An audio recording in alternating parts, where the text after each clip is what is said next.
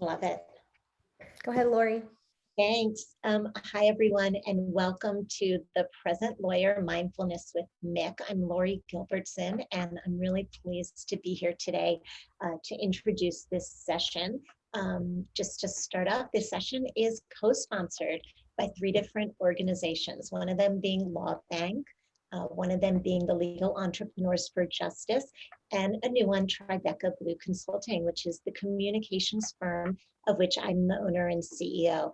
All 3 organizations are really, really passionate about maintaining and creating and maintaining well-being in the legal field and in every field. So what better way to do that? What better way to infuse a sense of calm and peace and mindfulness that everyone can take from today into your lives than to have Mick Neustadt here.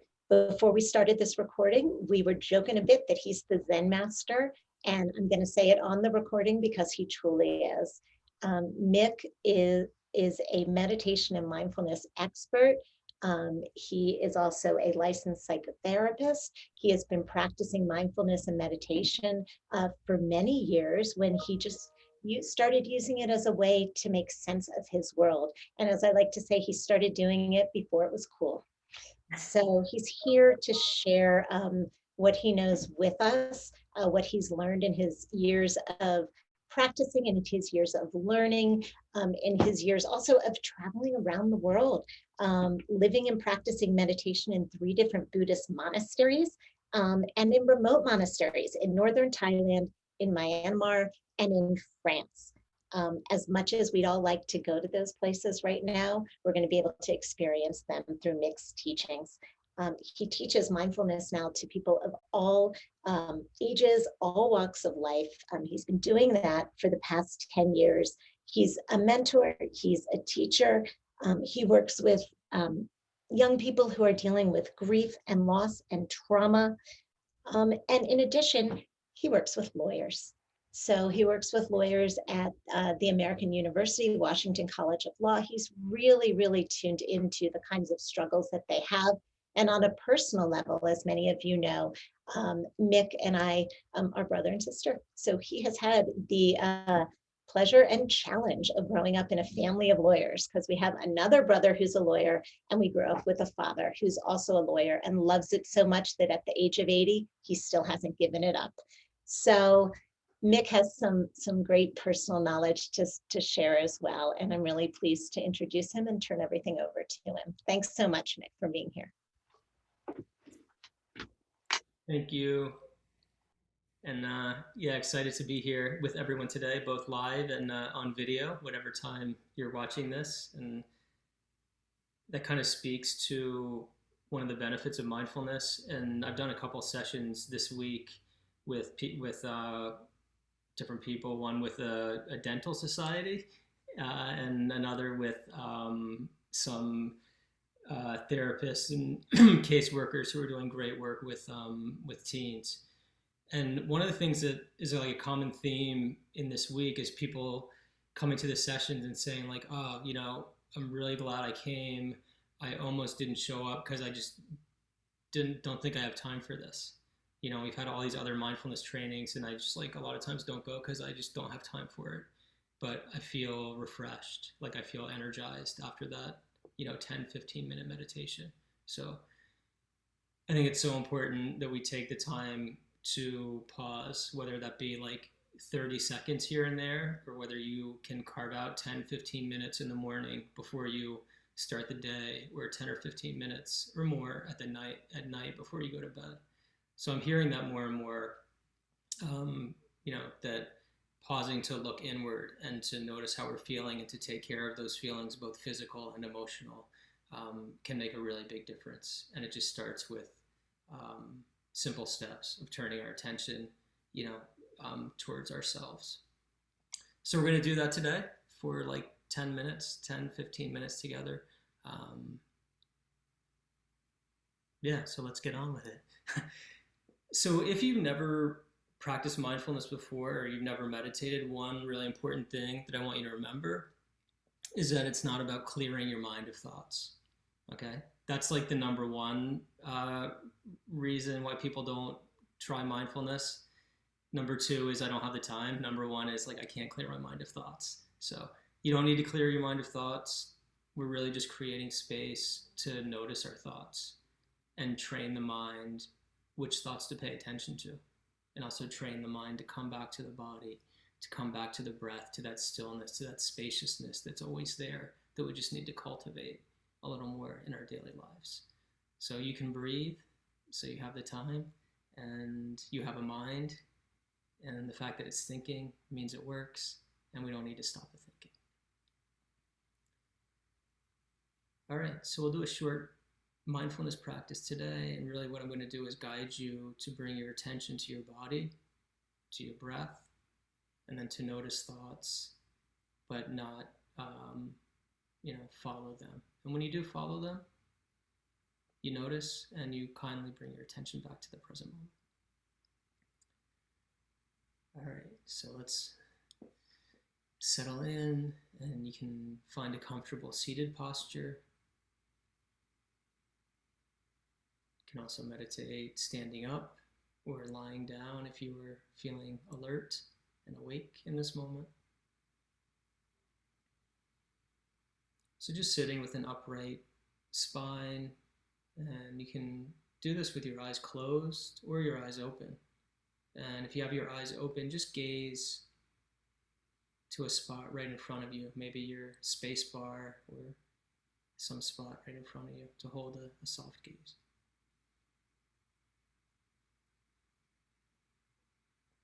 So we'll start this mindfulness practice with 3 sounds of the bell to bring us in.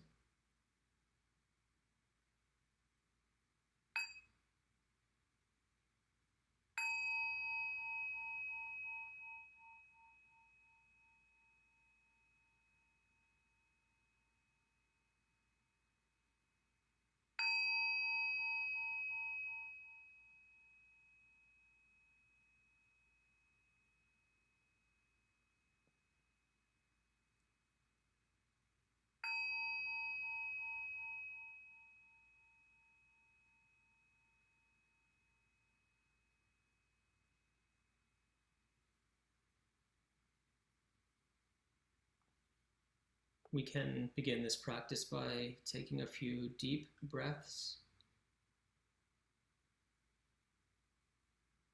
So inhaling deeply through the nose to fill up the chest and fill up the abdomen.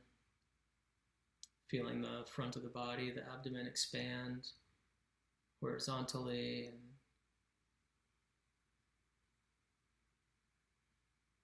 and taking a nice, long, slow exhale, even sighing out the mouth, pushing out any stale air.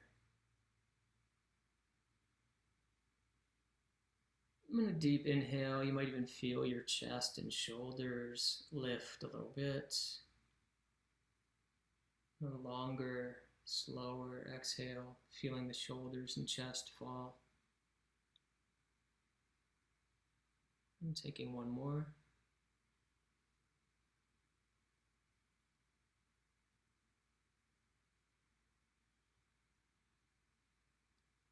And letting go of the controlled breathing.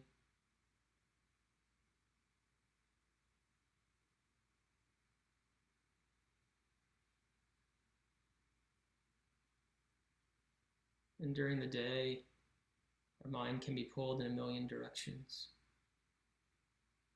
So we want to bring our attention back to what's always there, and that's our bodies and our breath. So we've touched into the breath for a moment, and now we can touch into the body. So just feeling your body in your seat or in whatever posture you're in. You might feel the points of contact with the chair, touching your upper back and lower back.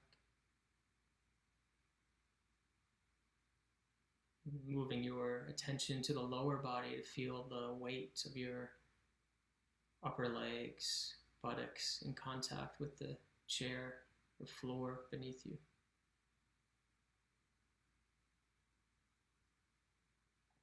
And perhaps you're coming off another call or other activity. So it can be helpful to bring your attention all the way down to your feet on the ground, pressing your feet firmly on the ground.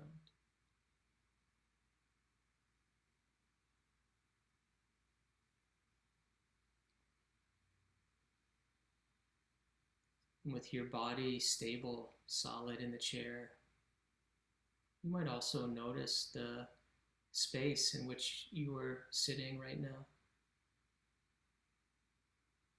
Just noticing the light around you, the light coming in, whether your eyes are open or closed.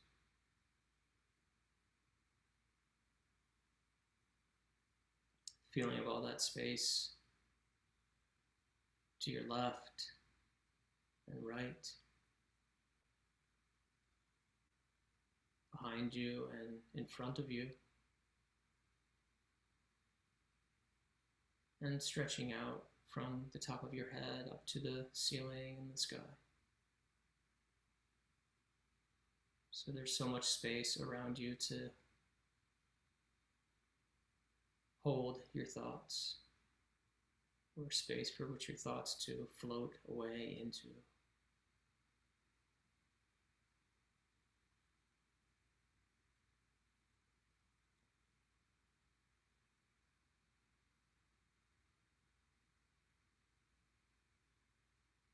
And due to the activities of the day, it may take a few minutes here for the mind and body to fully settle. So just checking in with your body from head to toe to notice any areas of tension. You might check in with the jaw and unhinge the jaw.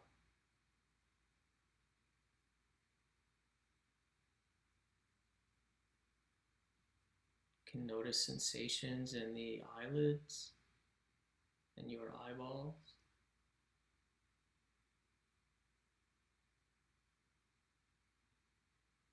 Pausing to enjoy this time of rest, of nothing to read, nothing to look at, nobody to pay attention to but yourself.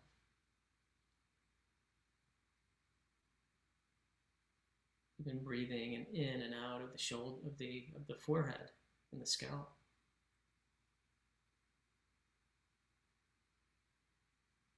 Allowing the whole face and head to release.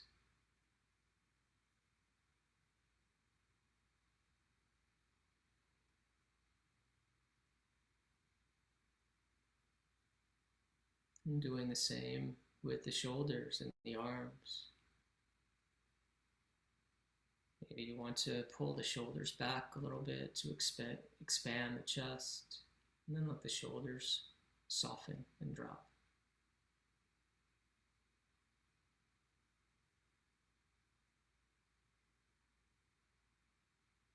Scanning down the arms to check in with the hands.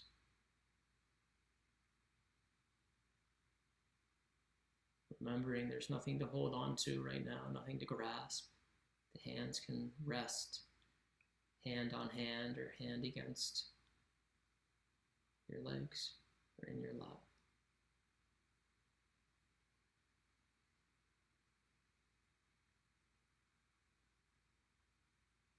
We're going to spend several minutes in mostly silence. So we want to give the mind a place to rest. So you can bring your attention to your breathing again. Point of focus is right below the belly button. And there's no effort needed, nothing to control. Just observe, just fully be with the breathing. Or you might like to rest your attention in the body. Maybe the feeling of the body in the chair, the hands, or the feet on the ground.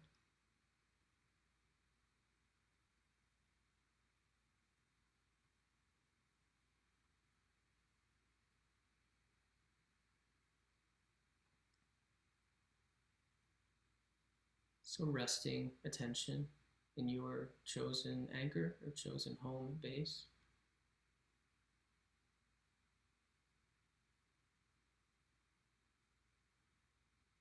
There's nothing to fix or solve in this time.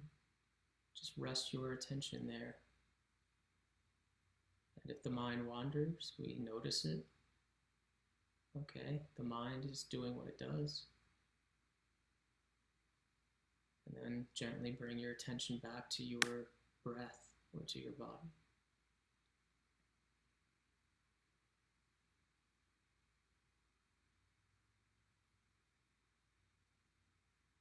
You might also like to experiment with labeling or naming the thoughts or emotions that arise. Planning, planning, planning. Worry, worry. Excitement, excitement. Sadness.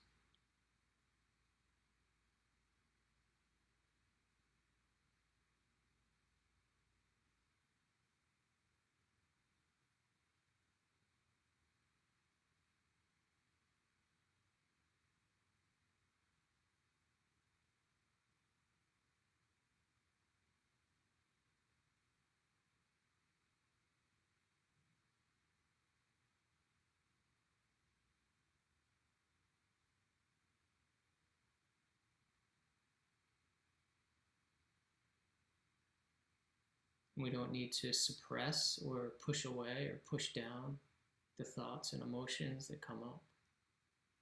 We're just creating space for them to be seen. So you notice, you might even feel if there's some kind of feeling that goes with the thought or the emotion.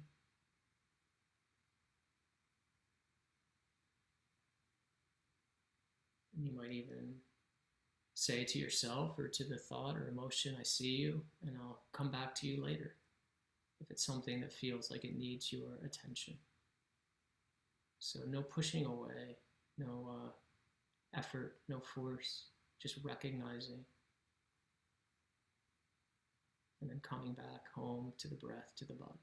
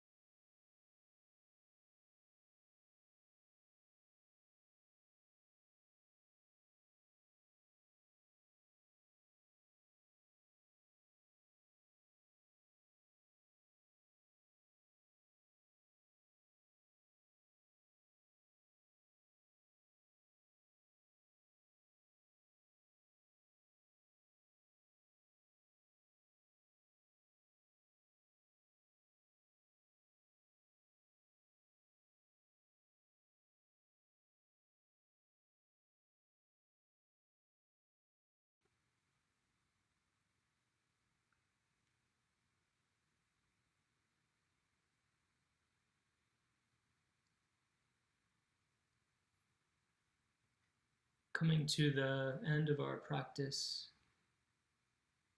you can open your awareness again to sense the light in your space, to feel the air on your skin, your hands and neck and face, and to still feel yourself solid in your chair, connected with your breathing.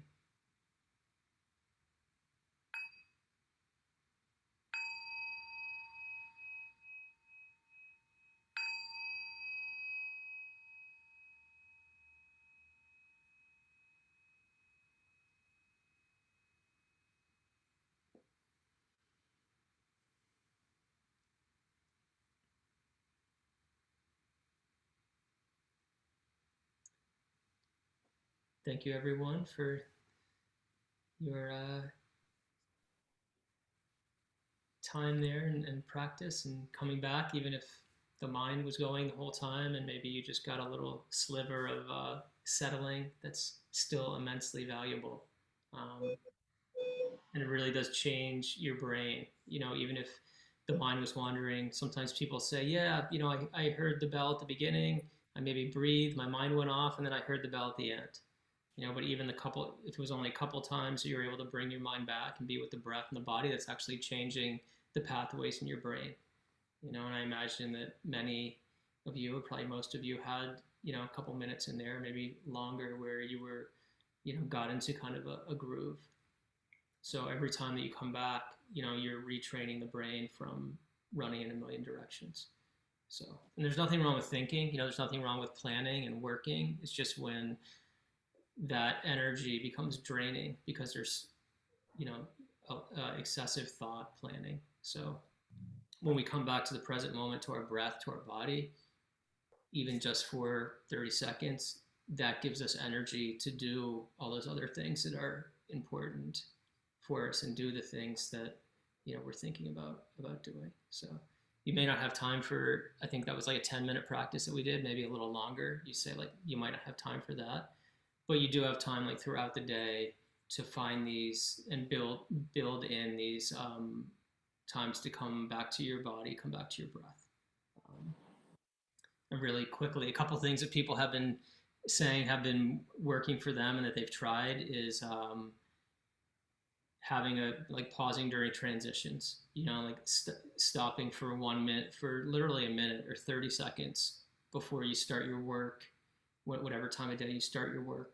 So sit down in your chair, you're at the computer probably, and just pausing to do what we did for 30 seconds, a minute. Feel your body in the chair, feel the feet on the ground, breathe, just get yourself set. Doing that maybe before you respond to an email. And then also like at the end of the day, especially if you're working at home, before you go out to be with whoever you live with, taking that moment to like reset and notice how you're doing at the end of, either a work period or the end of the day. So a lot of ways to come home to the present moment. Yeah, the other one that's popping into my head is like washing your hands too. Especially if we say, oh, I don't have time. You can bring your attention back to yourself, anything that you're doing, walking down the street, washing your hands, brushing your teeth, you notice the mind and you just come to the present moment. And then when things get busy and crazy, you're able to access that spaciousness, in which you feel your body and feel your breath, and then you can choose to respond to something rather than like the trigger reaction. We have a few minutes if there's any comments from the live the live group here or questions that came up. That was fantastic. Thank you. I appreciate it. I really needed it this week, Mick. I actually wasn't going to come today, and it's like I need this bad. So I got my Mick fixed today. So thank you. Yeah, good to see you. That's the other thing I've been hearing a lot in groups of I wasn't going to come today for X reason, but I did. So yeah, you just get there, and that's the most important thing. Right. So thank you. Yeah, thank you, Mick. It's amazing what 10, 12 minutes of time can do to just change, I think, how I'm going to focus for the rest of the day. It's a real gift. So thank you. Yeah. Well, thank you, everyone. Appreciate it. Yeah, thank you so much. And just to kind of put a bookend on these sessions with Mick and mindfulness for lawyers and for the legal industry are really part of LawBank's commitment to wellness, which is reflective of its support for small law firm owners, diverse law firm owners, and just the Colorado legal community in general. We meet like this once a month.